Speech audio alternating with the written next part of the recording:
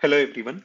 Today we are going to talk about handling an exception, part of programming in C++ course. Handling an exception in C++ involves using a try block to enclose the code that might throw an exception and a catch block to catch and handle the exception if it is thrown.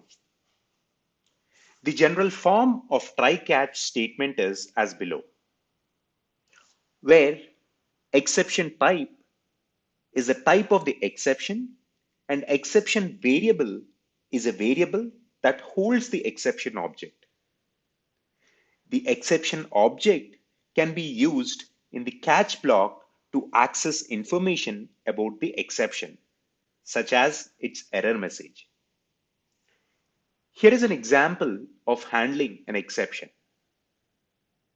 In this example, the divide function checks if the divisor y is 0, and if it is, throws an exception of type invalid argument with an error message.